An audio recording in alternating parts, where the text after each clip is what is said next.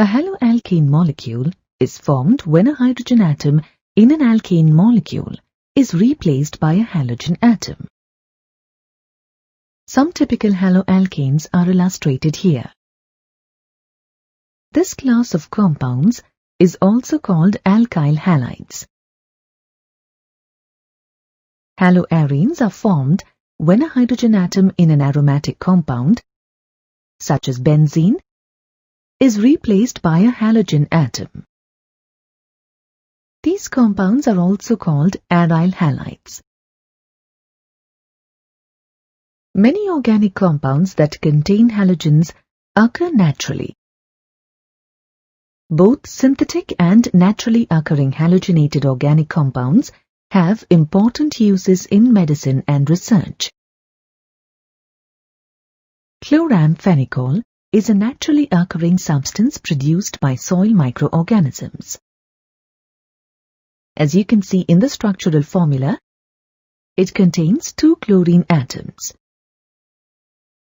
Chloramphenicol is used as an effective drug in the treatment for typhoid fever. The thyroid gland, a butterfly-shaped gland at the base of your neck, produces the hormone thyroxine. Notice the 4 iodine atoms in the chemical formula. A lack of dietary iodine can lead to a deficiency of this hormone, which can eventually lead to goiter. Many countries have mandated that small amounts of iodine be added to table salt to minimize the risk of goiter. Chloroquine, a synthetic compound, is used for the treatment of malaria. Halothane is used as a general anesthetic during surgery. These compounds are used in industries as solvents for relatively non-polar compounds, and also as starting material for the synthesis of a variety of organic compounds. Haloalkanes and haloarenes can be classified in several ways. One way is to classify them based on the number of halogen atoms. Chloroethane, a monohaloalkane, and chlorobenzene, a monohaloarene, each containing 1 halogen atom, are shown here. Dihaloalkanes and dihaloarenes have 2 halogen atoms in their formulae. Trihaloalkanes and trihaloarenes with 3 halogen atoms are also known to exist.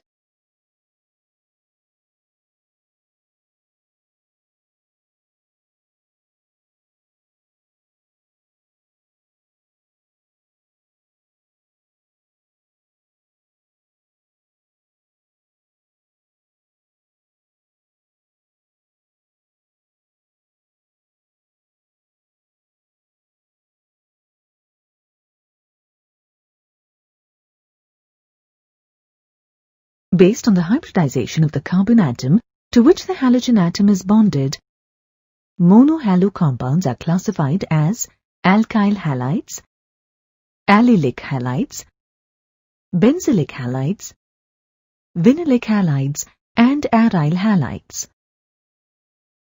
In alkyl, allyl, and benzyl halides, the halogen atom is attached to an sp3 hybridized carbon atom. On the other hand, in vinyl and aryl halides, the halogen atom is attached to an sp2 hybridized carbon atom. We'll start with the alkyl halides, or haloalkanes, which have the general formula Rx. R here represents an alkyl group. In these compounds, the halogen atom is bonded to an sp3 hybridized carbon atom. The homologous series of alkyl halides can be represented by the formula CnH2n plus 1x. based on the nature of the carbon atom to which the halogen atom is attached. The alkyl halides are further classified into primary, secondary, and tertiary. In primary alkyl halides, the halogen atom is attached to a primary carbon atom. For example, ethyl chloride is a primary alkyl halide. In secondary alkyl halides, the halogen atom is attached to a secondary carbon atom. Isopropyl chloride shown here is a secondary alkyl halide. In tertiary alkyl halides, the halogen atom is attached to a tertiary carbon atom. For example, in tertiary butyl chloride, the chlorine atom is attached to a tertiary carbon atom. You need to be able to recognize allylic carbons. Allylic carbons are carbon atoms bonded to a carbon atom that is doubly bonded to another carbon atom. As the illustrations here show, allylic carbons are one position away from a double bond. Allylic carbons are sp3 hybridized. Allylic haloalkanes have halogen atoms attached to allylic carbons.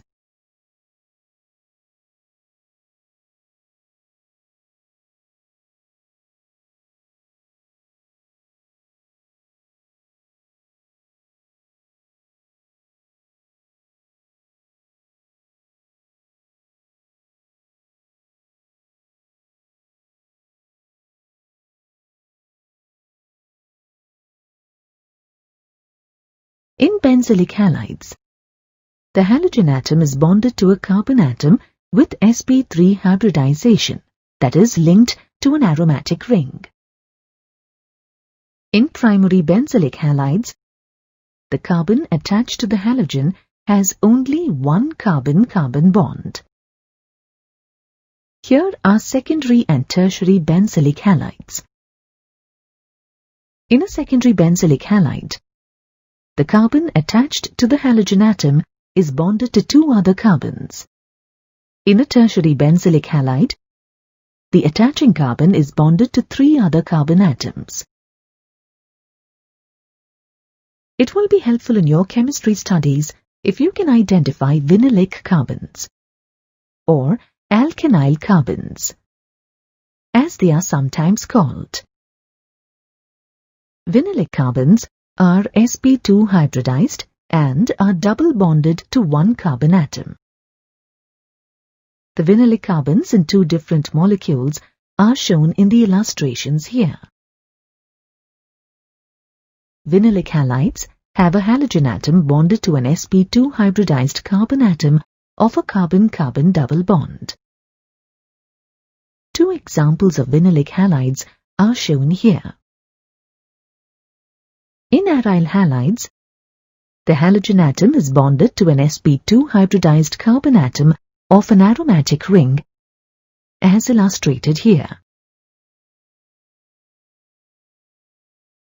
Learning the proper nomenclature of organic molecules is very important, and it takes a lot of practice.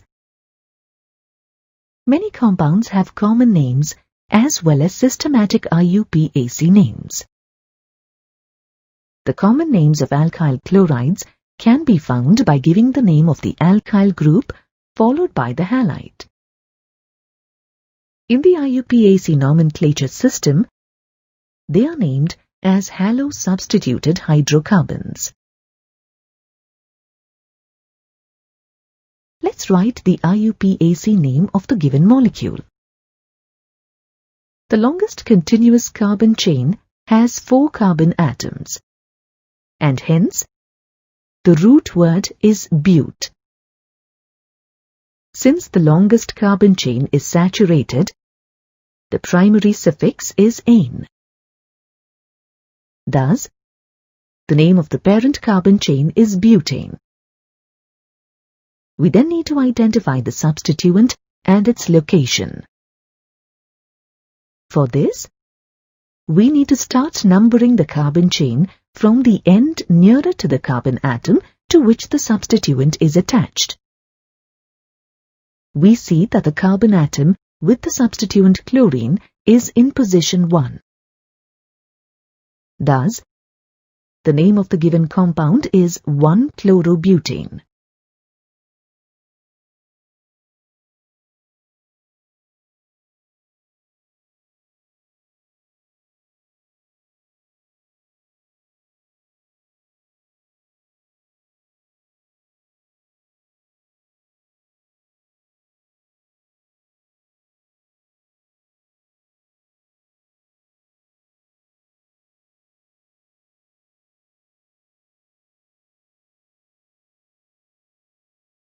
Now try these practice problems on your own.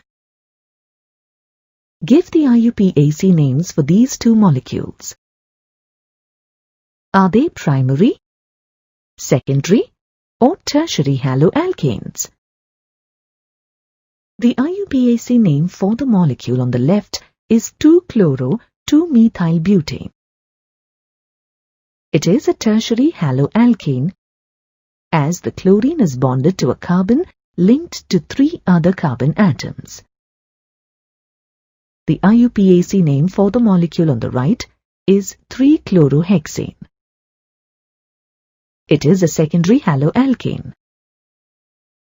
Notice that the chlorine is bonded to a carbon linked to 2 other carbon atoms. Apply your skills in a new way. Draw the formulae for the compounds here. Try these on your own before checking the answers.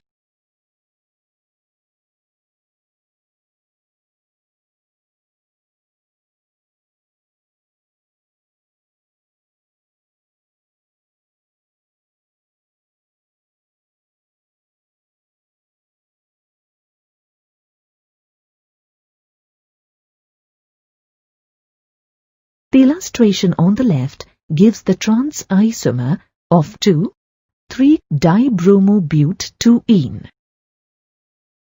Can you draw the cis isomer?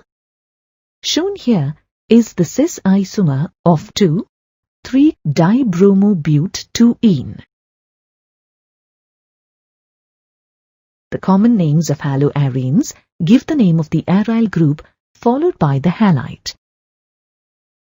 Common names may use the prefixes ortho, meta, and para to indicate relative spacing, 2, 3, or 4 carbons between the halogen atoms. In IUPAC nomenclature, haloarenes are named as substituted arenes, listing the location and type of the halogen atoms. Let's work through some practice problems together. What are the IUPAC names of these compounds? All 3 molecules are benzene derivatives. Remember that if more than 1 similar substituents are present, then we must give the location of each and include prefixes indicating the number present. The common and IUPAC name for molecule A is fluorobenzene. Molecule B is often called meta-dichlorobenzene. Its IUPAC name is 1,3-dichlorobenzene. The common name for molecule C is symmetrical trichlorobenzene, while its IUPAC name is 1,3,5-trichlorobenzene. Dihalogenated compounds with the same type of halogen atoms can be classified based on whether the halogen atoms are on the same or adjacent carbons. If the 2 halogen atoms are bonded to the same carbon atom, then it is called a geminal dihalide. Geminal dihalides in the common system are named alkylidene halides. In the IUPAC system, they are named 1,1-dihaloalkanes. Thus, the molecule shown here can be called ethylidene chloride. Its IUPAC name is 1,1-dichloroethane. If two halogen atoms of the same type are bonded to adjacent carbon atoms, it is called a vicinal dihalide. Vicinal dihalides in the common system are sometimes named alkaline dihalides.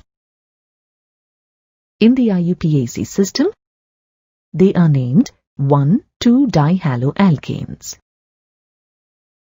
For the molecule shown here, the common name is ethylene dibromide. Its IUPAC name is 1,2-dibromoethane.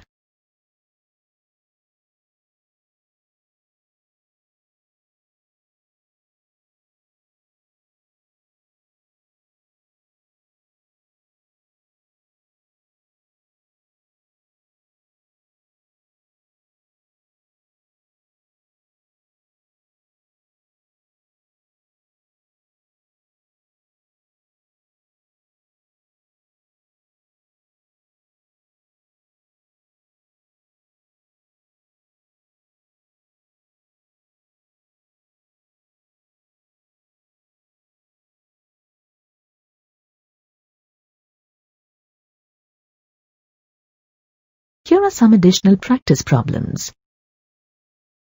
Try to name molecules A, B, and C on your own before proceeding.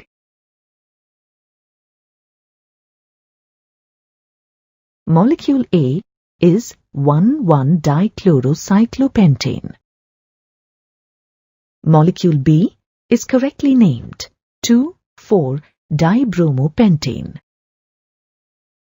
In this molecule, you will get the same name whether you start counting from the left or the right. Molecule C is 7-bromohept-1-ene. You might see this written as 7-bromo-1-heptene, using earlier IUPAC guidelines. The double bond takes priority over the halogen atom, so carbon number 1 is at the far right. Practice is the key to learning organic nomenclature. Here are 2 problems to try on your own. What are the common and IUPAC names of these compounds? Vinyl bromide and allyl chloride are the common names of these molecules. What are their IUPAC names? The common name of compound A is secondary butyl bromide, and its IUPAC name is 2-bromobutane. The common name of compound B is neopentyl bromide, and its IUPAC name is 1-bromo-2,2-dimethyl-propane. The common name of compound C is tertiary butyl bromide, and its IUPAC name is 2-bromo-2-methyl-propane. The IUPAC name for vinyl bromide is bromoethene. No number is necessary for the position of the bromine atom. Whichever carbon atom it is attached to must be the first carbon. The IUPAC name for allyl chloride is 3-chloropropene. Because of the double bond, the leftmost carbon is at position number 1. Let's practice another important skill. That is, drawing structural formulae from names. It is best if you start with the end of the name, with the carbon backbone, and work forwards. Try them independently before checking the answers.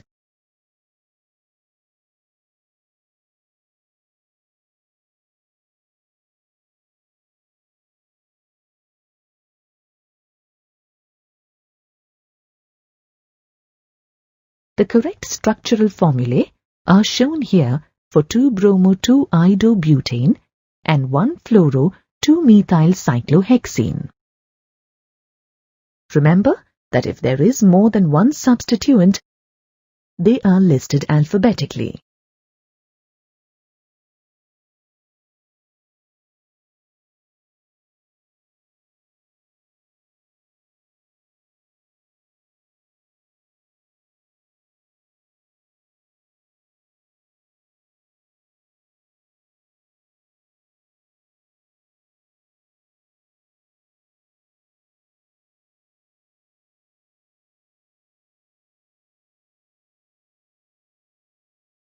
Pure alkyl halides are colorless. For example, methyl bromide or bromomethane is a colorless gas that can be used as a pesticide. However, this use is being phased out due to its toxicity. Historically, it was used as an industrial fire extinguishing agent. Methyl bromide is also known to be an ozone-depleting chemical. The alkyl bromides and alkyl iodides may develop a color when exposed to light. For example, ethyl bromide turns yellow when exposed to light and air. Many volatile alkyl halides have a sweet smell, but this may not be noticeable unless the concentration is relatively high. Lower alkyl halides, including methyl chloride, methyl bromide and ethyl chloride, as well as some chlorofluoromethanes, are gases at room temperature. Higher alkyl halides are liquids or solids. You have already studied that the carbon-halogen bond in halogen compounds is polar. Due to the greater polarity and higher molecular mass of haloalkanes as compared to the parent hydrocarbons, the dipole-dipole and van der Waals forces of attraction are stronger in these compounds. Hence, haloalkanes have considerably higher boiling points than those of hydrocarbons of comparable molecular mass. For a given alkyl group, the boiling point increases with increasing atomic weight of the halogen. This is due to an increase in the magnitude of van der Waals forces of attraction with an increase in size and mass of the halogen atom. Thus, among the alkyl halides, alkyl iodides have the highest and alkyl fluorides have the lowest boiling points. For a given halogen, the boiling point increases with an increase in the number of carbon atoms in the chain. This is again due to the increase in the magnitude of van der Waals forces of attraction with an increase in the size of the carbon chain. The boiling points of isomeric haloalkanes decrease with an increase in branching. This is due to the fact that with an increase in branching, the molecule attains spherical shape with less surface area. This results in a decrease in the magnitude of van der Waals forces and hence the decrease in boiling point. Thus, among the isomeric butyl chlorides, the straight chain isomer, N-butyl chloride, has the highest, while tertiary butyl chloride has the lowest boiling point. The haloalkanes are only very slightly soluble in water. Why? For a haloalkane to dissolve in water, energy is required to break the attraction between the haloalkane molecules and the hydrogen bonds between the water molecules. As new attractions between the haloalkane and water aren't nearly as strong as the original hydrogen bonds in water, less energy is released during this process. Thus, haloalkanes are sparingly soluble in water. Haloalkanes do tend to dissolve in organic solvents. The intermolecular attractions that form between haloalkanes and the solvent molecules have similar strengths as the attractions being broken in the separate haloalkane and solvent molecules. Alkyl fluorides and alkyl chlorides are less dense than water. In a mixture with water, alkyl fluorides and alkyl chlorides would be the upper layer. Alkyl bromides and alkyl iodides are denser than water. In mixtures with water, alkyl bromides and alkyl iodides would separate into the lower layer.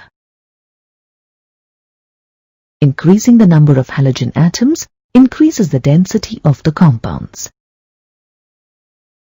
Aryl halides are polar molecules due to the presence of the polar carbon-halogen bond, but they are less polar than alkyl halides. Aryl halides have physical properties very similar to alkyl halides. We should make special note of the isomers of dihalobenzenes. If we compare the ortho, para, and meta-isomers of dichlorobenzene, we see that their boiling points are nearly the same. However, the para-isomers have higher melting points. The greater symmetry of the para-isomers fits better into the crystal lattice, making the para-isomers melt at relatively high temperatures. Aryl halides are practically insoluble in water and are denser than water. Here is a problem for you. Arrange these compounds in increasing order of their boiling points. Let's start by drawing the structure for each compound. All the three structures contain one chlorine atom. Since the boiling point increases with an increase in the number of carbon atoms, we would expect one chlorobutane with its 4 carbon atoms to have the highest boiling point. The other 2 compounds have 3 carbon atoms each, but one chloropropane is a straight chain, while isopropyl chloride is branched. Branched molecules have lower boiling points. So, isopropyl chloride should have the lowest boiling point. 1 chloropropane is in the middle. Haloalkanes undergo 3 types of reactions. They are nucleophilic substitution reactions, elimination reactions, and reaction with metals. Before you learn about the nucleophilic substitution reactions, get to know what a nucleophile is. The word nucleophile means nucleus seeking. Essentially, a nucleophile has an unshared pair of electrons, and it can use these electrons to make a covalent bond. Nucleophiles can be thought of as Lewis bases or electron pair donors.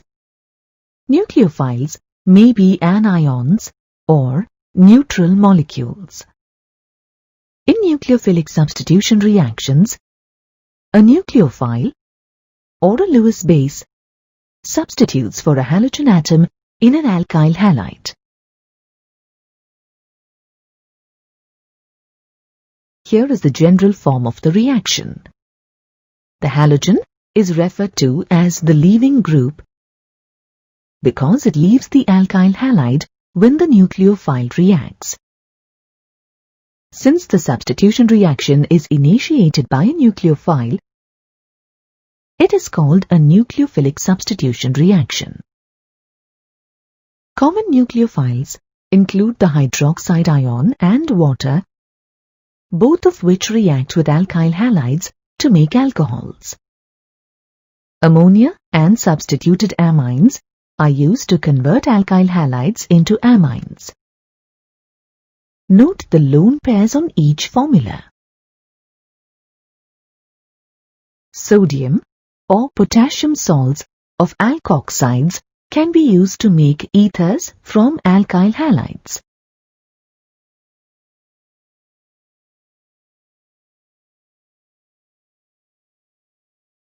Sodium or potassium salts of carboxylates can be used to make esters from alkyl halides. Sodium iodide can be used to make alkyl iodides from alkyl halides. Lithium aluminium hydride can be used to convert alkyl halides into hydrocarbons. Some nucleophiles can be described as ambident nucleophiles. These contain two nucleophilic centers and so can link to the alkyl halide in two different ways. For example, the cyanide ion can link through the carbon atom to make alkyl cyanides. If the cyanide ion links through the nitrogen, alkyl isocyanides will form. The nitride ion is another example of an ambident nucleophile. If it links through the nitrogen, a nitroalkane will form.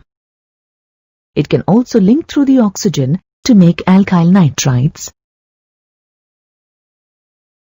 Depending upon the mechanism or the reaction conditions, nucleophilic substitution reactions can be classified as SN1 or SN2 reactions. The S is for substitution and the N is for nucleophilic.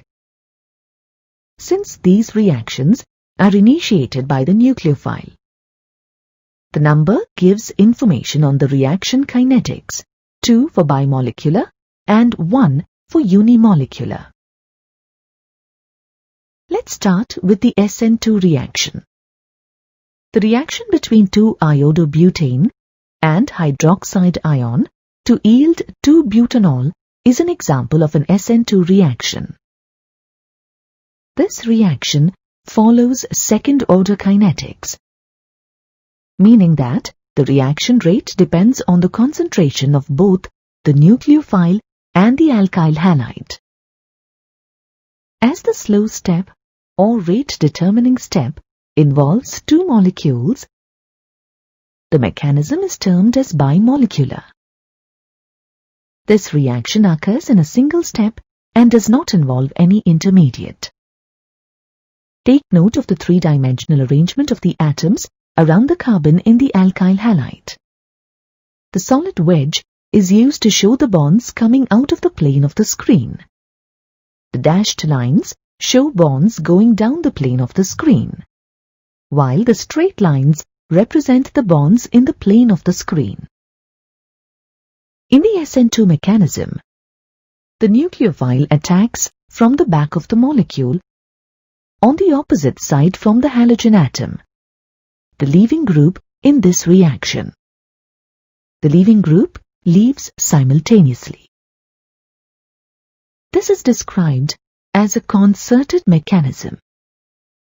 That is a one-step mechanism, because the new bond between the nucleophile and the carbon atom forms at the same time as that of the carbon-halogen bond breaks, as shown in the pentacoordinate transition state. Since the carbon atom is bonded to 5 atoms, the transition state is unstable and hence cannot be isolated. As the bond between the nucleophile and the carbon atom forms, the bond between the carbon and the leaving group weakens. The nucleophile essentially pushes the leaving group off the carbon atom.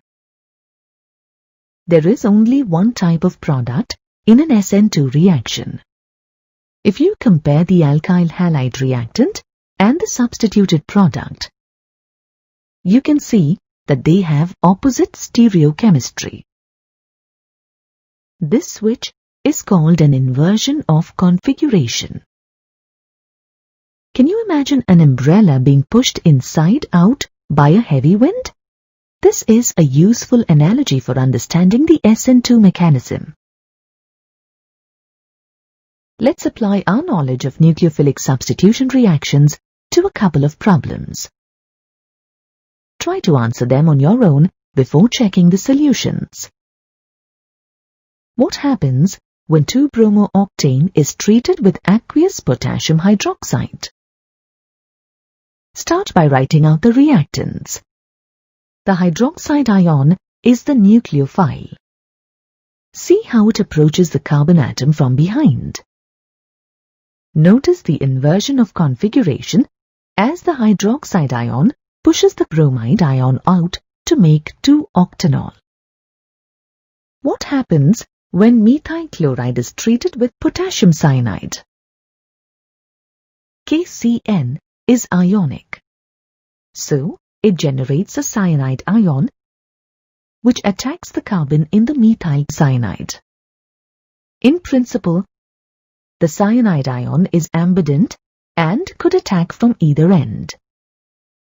However, the CC bond is more stable than the CN bond. So, methyl cyanide is the primary product.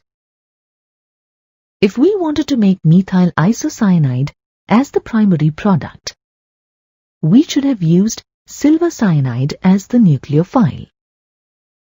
Since silver cyanide has significant covalent character, linking through the nitrogen atom predominates. As you've seen, the reaction involves the approach of the nucleophile to the carbon bearing the leaving group. Hence, the presence of bulky groups on or near the carbon atom will hinder the approaching nucleophile.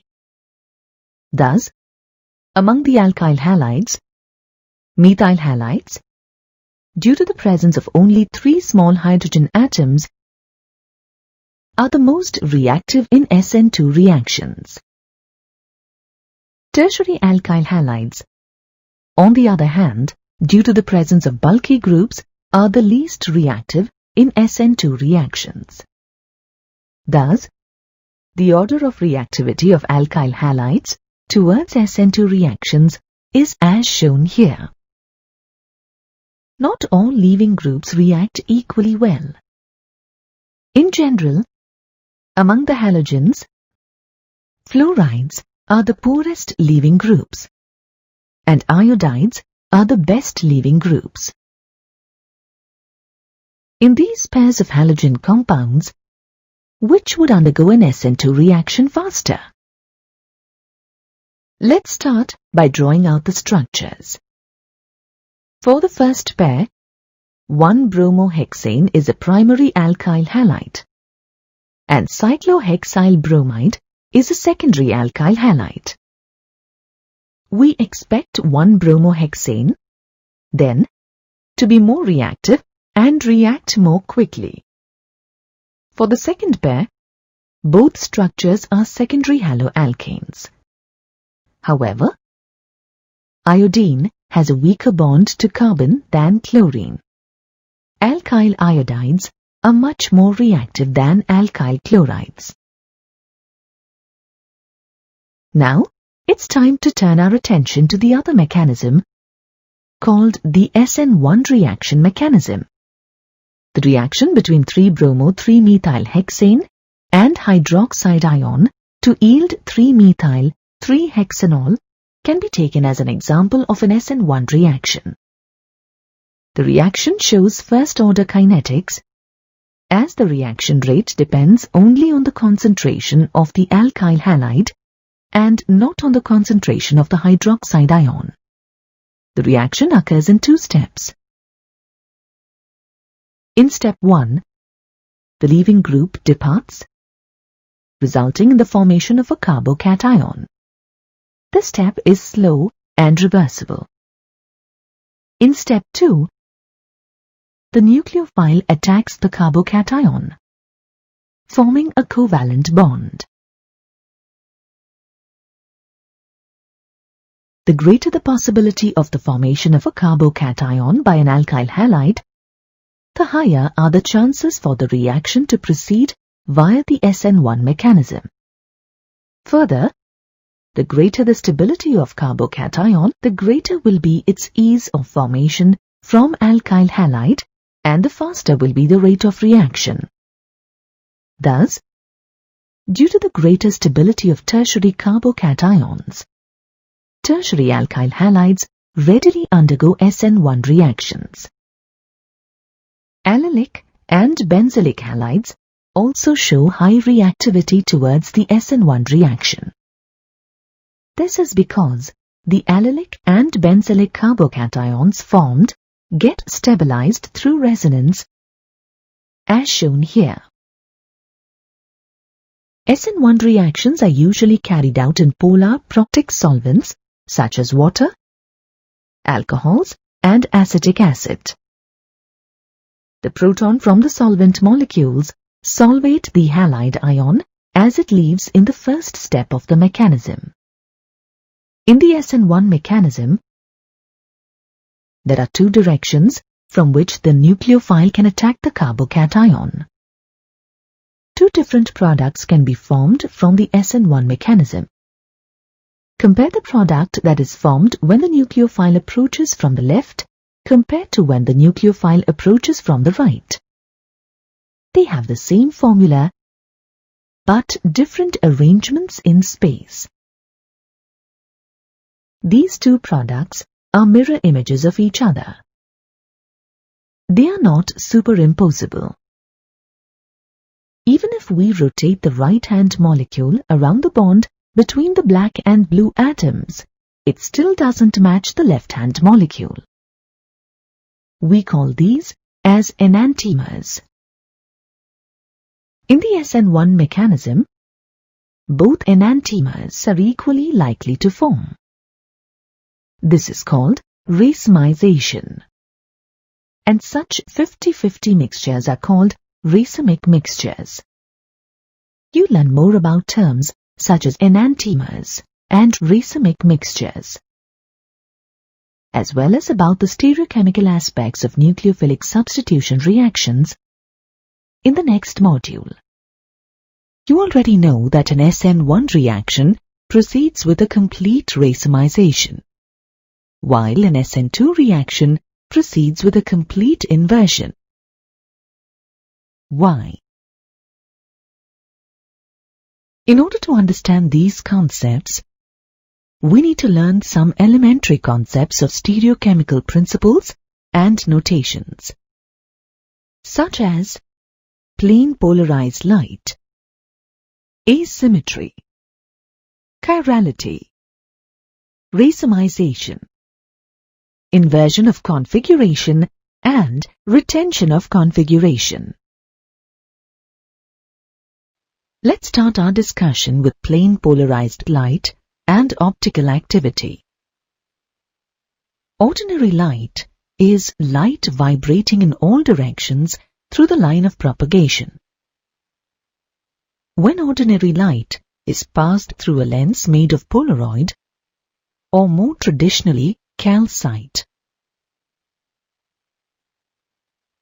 it produces a light that vibrates in only one plane and is called plane polarized light.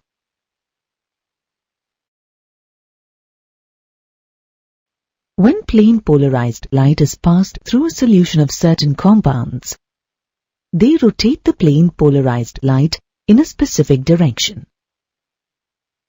Such compounds are called optically active compounds. Let us see how this rotation of the plane of polarized light or optical activity can be detected. The angle by which plane polarized light is rotated is measured by an instrument called a polarimeter. It consists of a light source, two lenses, and a tube between the lenses to hold the substance that is being examined for optical activity. This arrangement is schematically represented as shown here. If a substance rotates plane polarized light to the right or clockwise, as seen by an observer towards whom the light is approaching, then it is called dextro-rotatory or D form. It is indicated by placing a plus sign before the degree of rotation. In Greek, dextro means right rotating, and hence the term dextro-rotatory. On the other hand, if a substance rotates plane polarized light to the left angle or counterclockwise direction, as seen by an observer towards whom the light is approaching, then the compound is said to be levorotatory or L form. It is indicated by placing a minus sign before the degree of rotation. In Greek, levo means left rotating, and hence the term levorotatory. For example, the lactic acid extracted from muscle tissue rotates plane polarized light to the right, and hence is known as dextro-rotatory lactic acid or plus lactic acid. Similarly, the 2-methyl-1-butanol obtained from fusel oil rotates plane polarized light to the left, and it is known as levorotatory 2-methyl-1-butanol or minus 2-methyl-1-butanol. Such plus or minus isomers of a compound are called optical isomers, and the phenomenon is known as optical isomerism. According to Louis Pasteur, a noted scientist, the optical activity of a compound is associated with the three-dimensional arrangement of atoms in a molecule. The two forms of crystals of certain compounds in their aqueous solutions show optical rotation, equal in magnitude but opposite in direction. He concluded that the difference in optical activity is due to the difference in the three-dimensional arrangement of atoms in the two types of crystals. Later, a Dutch scientist, J. van 't Hoff, and a French scientist, C. Lebel, independently argued that if all the four substituents or groups attached to the central carbon atom are different, then such a carbon is said to be an asymmetric carbon or stereocenter. The resulting molecule is said to be an asymmetric molecule. This asymmetry of the molecule is responsible for optical activity.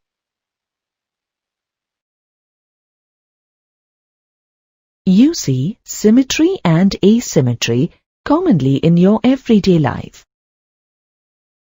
For example, a sphere, a cone, and a cube are identical to their mirror images and are superimposable. However, many objects are non-superimposable on their mirror images. For example, the left hand and the right hand are mirror images of each other, but they do not superimpose, and hence are said to be non-superimposable. Objects that are non-superimposable on their mirror images are said to be chiral, and this property is known as chirality. On the other hand, objects that are superimposable on their mirror images are called achiral. Let us apply this concept to organic molecules. Chiral molecules may contain one or more asymmetric carbons or stereocenters.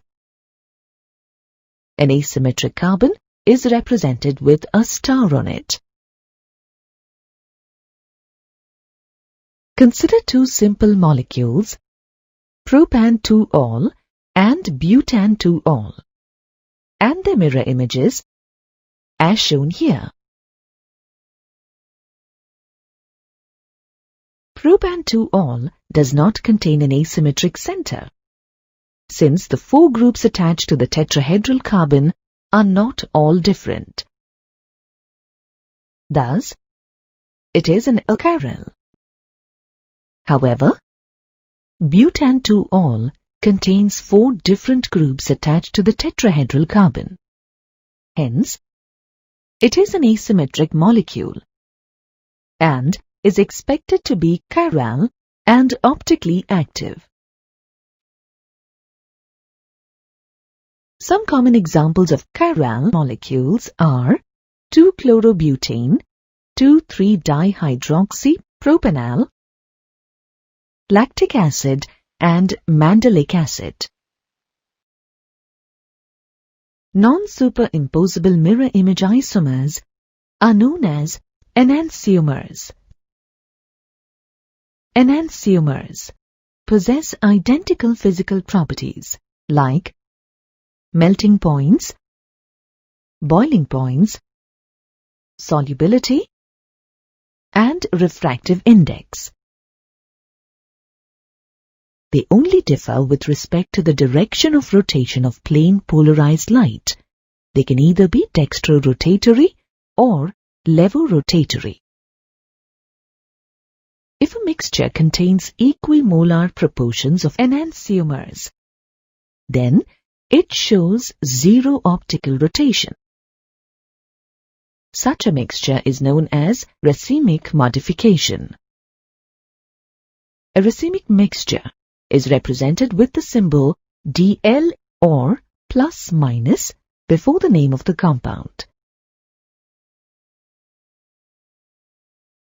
The process of the formation of an equimolar proportion of an enantiomeric mixture from an optically pure compound is known as racemization. Another important concept is that of retention and inversion of configuration. Retention of configuration is the preservation of the integrity of the spatial arrangement of bonds to an asymmetric center during a chemical transformation.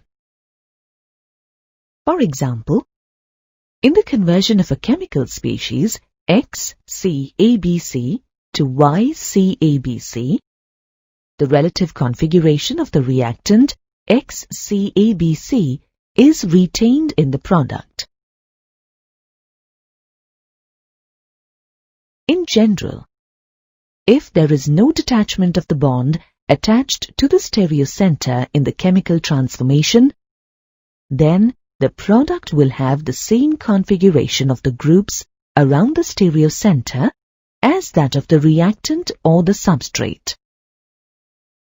Such a reaction is said to proceed with retention of configuration.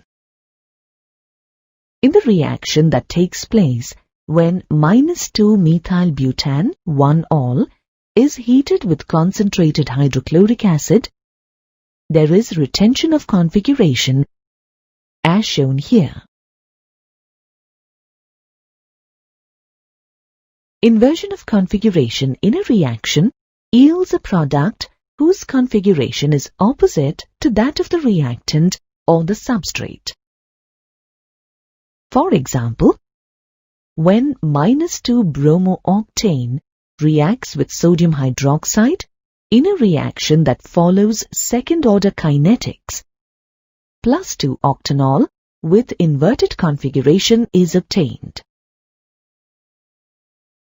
You are already familiar with the reaction mechanism of nucleophilic substitution reactions of alkyl halides. An SN1 reaction is accompanied by racemization, while an SN2 reaction proceeds with inversion of configuration. Can you think why? we can illustrate the stereochemical aspects by taking the example of an optically active alkyl halide as a substrate.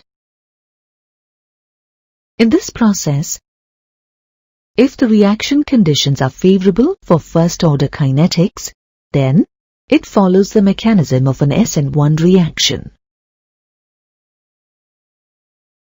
This mechanism proceeds in two steps. In the first step, which is the slow step, the alkyl halide undergoes ionization and forms a stable carbocation intermediate. This intermediate is sp2 hybridized and has a planar geometry as shown here. In the second step, the attack of the nucleophile on the planar carbocation intermediate can take place from either face with equal ease. This results in the formation of a mixture of products in equal quantities, and this process is known as racemization. In one of these products, there is inversion of configuration, while in the other, the configuration is retained. Thus, the SN1 mechanism is accompanied by racemization.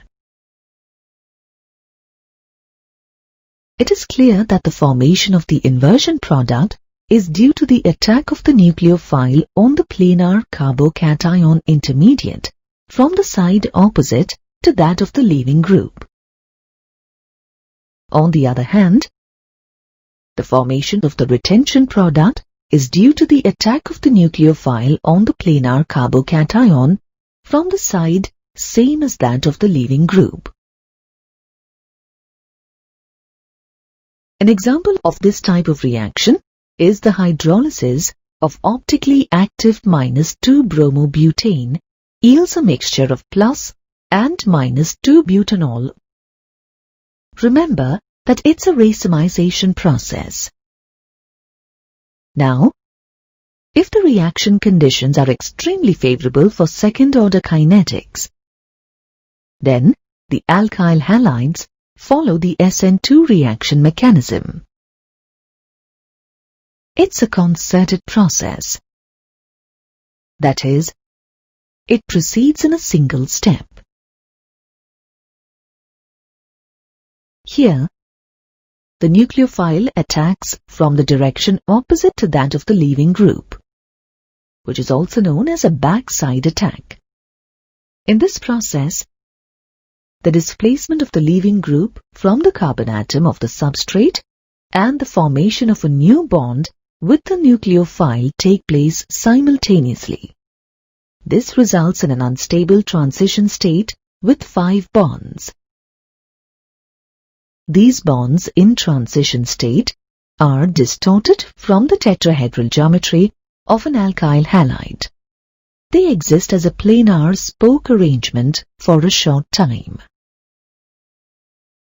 Then, the leaving group is expelled and results in a product with a complete inversion of configuration.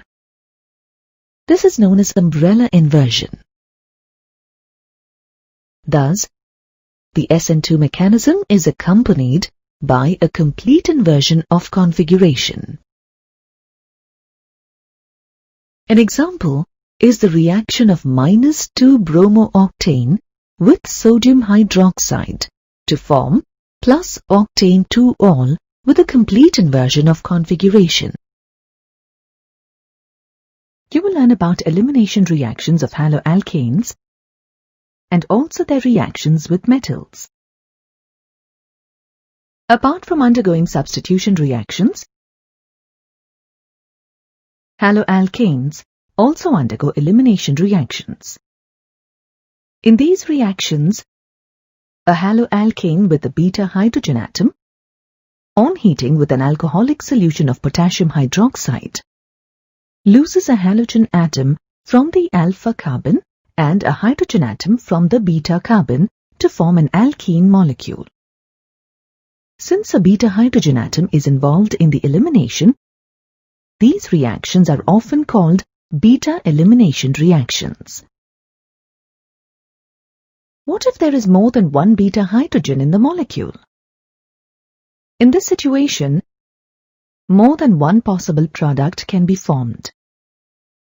In such cases, the major product can be predicted by Zaitsev's rule or Zaitsev's rule.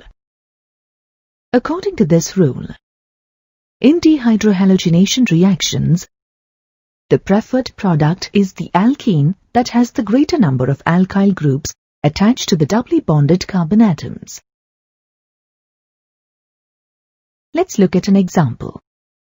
Looking at the reactant molecule, we see that there are two beta carbons, one on either side of the carbon attached to the chlorine atom. We could remove a hydrogen atom from either beta carbon, leading to two possible products. When we draw the structure of the two products, we see that the first product, formed when a hydrogen atom is removed from the left beta carbon, has three alkyl groups linked to the carbons of the double bond. The second product, formed when a hydrogen atom is removed from the right beta carbon, has only two alkyl groups attached to the carbons of the double bond. Thus, according to Zaitsev's rule, the first product is the preferred product. Now try a problem on your own. Predict the alkenes that would be formed by the reaction of 2-chloro-2-methyl-butane with sodium ethoxide in ethanol. Sodium ethoxide in ethanol is a strong base. Try to work out the answer independently before checking the solution. How can dehydrohalogenation by beta elimination occur in this molecule? The chlorine atom can be removed from carbon number 2. But from the structure, we see that there is a choice of two positions from which a hydrogen could be lost. Two products will form. Zaitsev's rule predicts which alkene is formed in the greatest amount. 2-methyl-2-butene has three alkyl substituents of the double bond. In comparison, 2-methyl-1-butene is disubstituted. Therefore, Zaitsev's rule predicts that 2-methyl-2-butene is the major product. An alkyl halide may either undergo substitution or elimination reaction depending on its nature and on the strength and size of the nucleophile. In the presence of a bulkier nucleophile, elimination is preferred over substitution. Due to the steric factors, the abstraction of proton is comparatively easy than approaching the tetravalent carbon for substitution. For example, primary alkyl halides have little steric hindrance, and hence readily undergo SN2 reactions, while tertiary alkyl halides undergo SN1 reactions due to the formation of a stable carbocation. Secondary alkyl halides, depending on the strength of the base or nucleophile, may undergo either substitution or elimination reactions. Now let us look at the reactions of haloalkanes with metals. Most organic chlorides, bromides, and iodides will react with certain metals to form compounds containing carbon-metal bonds. Such compounds are called organometallic compounds. We will discuss two classes of reactions of alkyl halides with metals. One important class of organometallic compounds is called Grignard reagents. Grignard reagents are alkyl magnesium halides. They have the general formula RMgX where R is an alkyl or aryl group and X is a chloride, bromide or iodide. A Grignard reagent can be synthesized by combining a haloalkane with magnesium metal in dry ether. A general equation is shown here. Grignard reagents are used in a variety of organic syntheses.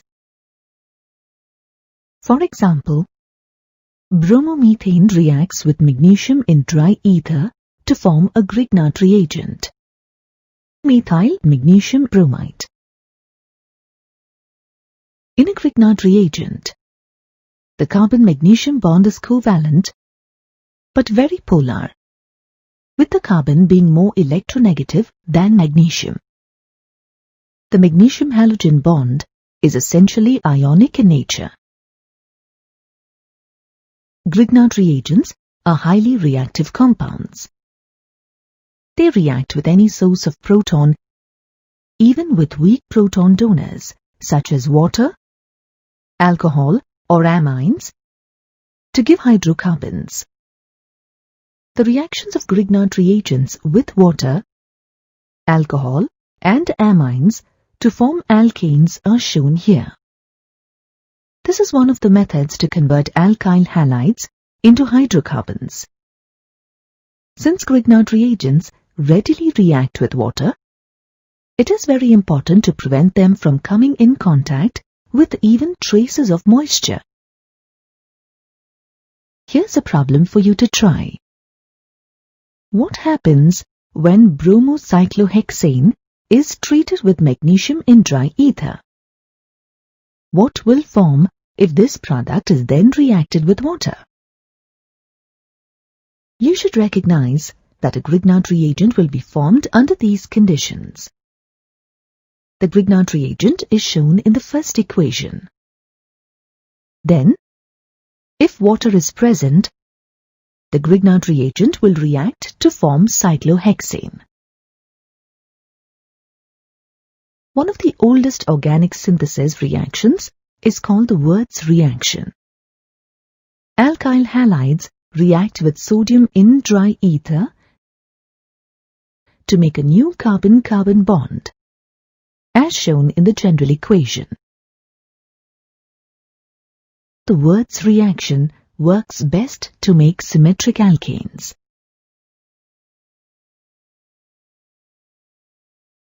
Polyhalogen compounds are carbon compounds containing more than one halogen atom. Some examples of polyhalogen compounds are shown here.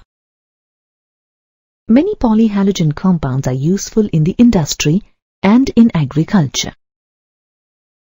Dichloromethane, also called methylene chloride, is a colorless volatile liquid with a moderately sweet aroma. Dichloromethane is used as a propellant in aerosols and also as a paint remover. However, the use of dichloromethane for removing paint has been banned by the European Union since it is a carcinogen or a cancer-causing agent. Dichloromethane is also used as a process solvent in the manufacture of drugs. It has additional uses as a metal cleaning and finishing solvent. There are some very real human health risks associated with exposure to dichloromethane. It harms the central nervous system. Exposure to even low levels in the air can lead to slightly impaired hearing and vision. Exposure to higher levels in the air may cause dizziness, nausea, and tingling or numbness in the fingers and toes. The skin may experience an intense burning sensation and mild redness if it comes in direct contact with dichloromethane. If dichloromethane comes in direct contact with the eyes, it may burn the cornea. Trichloromethane, or chloroform, is a colorless, volatile, non-flammable liquid with a sweet odor. It is used as a solvent for fats, alkaloids, iodine, and other substances. It is also used in the synthesis of freon, a refrigerant, or R22 shown here. Many nations are phasing out the use of R22 due to concerns about its role in ozone depletion. Chloroform was once used as a general anesthetic in surgery. However, this use has been discontinued as there are a number of safer alternatives. Exposure to chloroform can cause serious problems to human health. Breathing in chloroform vapors depresses the central nervous system. Not surprising, considering its historical role in anesthesia. Breathing chloroform about 900 parts per million, even for a short time, can cause dizziness, fatigue, and headache. Chronic chloroform exposure may cause damage to the kidneys and liver. In the liver, chloroform is metabolized to form phosgene, a deadly gas. We'll discuss phosgene in greater detail shortly. Some people will develop sores if the skin comes in contact with chloroform. Chloroform is slowly oxidized by air in the presence of light into deadly phosgene gas, as shown in the reaction. Therefore, chloroform is stored in dark bottles to prevent exposure to light. The bottles are filled completely to keep air out. For the sake of safety, handle every bottle of chloroform as if it contains phosgene. Wear gloves and eye protection. There are simple tests that you can carry out to determine the presence of phosgene.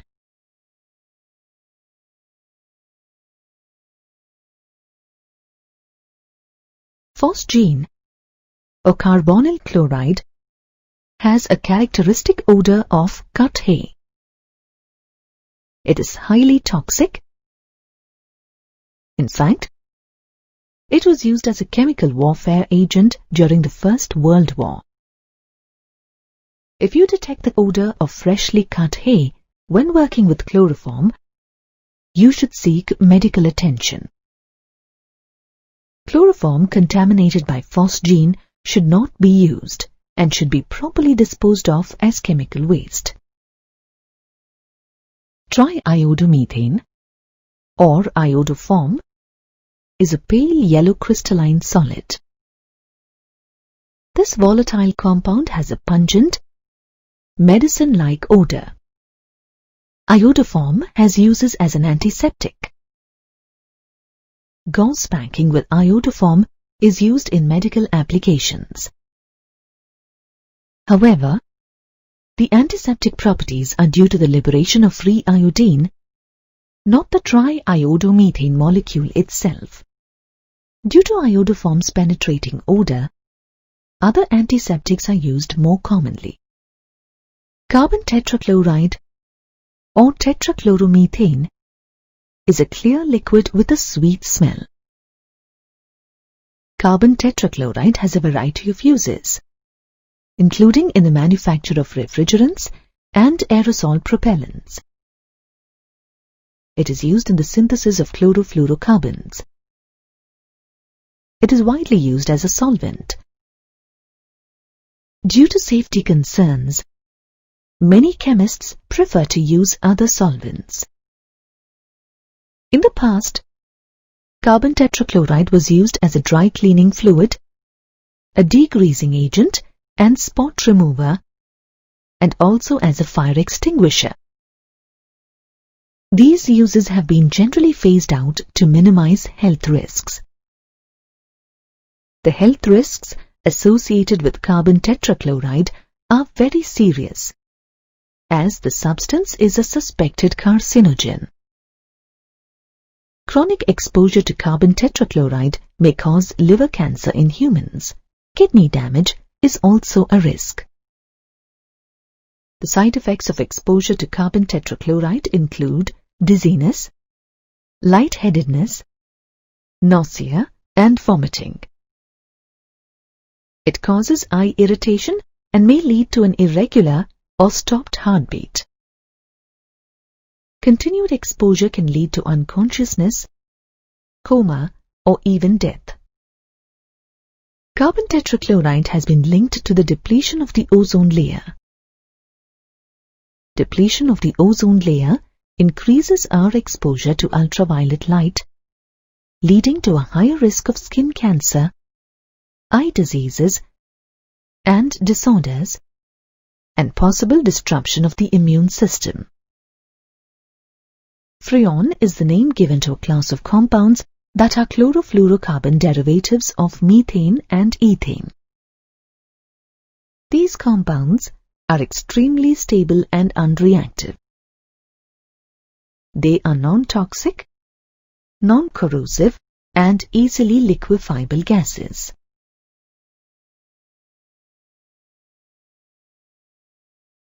Freon 12, illustrated here, was one of the most commonly used freons in the industry. It is manufactured from carbon tetrachloride by the Schwarz reaction. Former uses of Freon 12 included aerosol propellants, refrigeration, and air conditioning. Since 1994, the use of Freon 12 is being phased out according to the Montreal Protocol due to environmental concerns.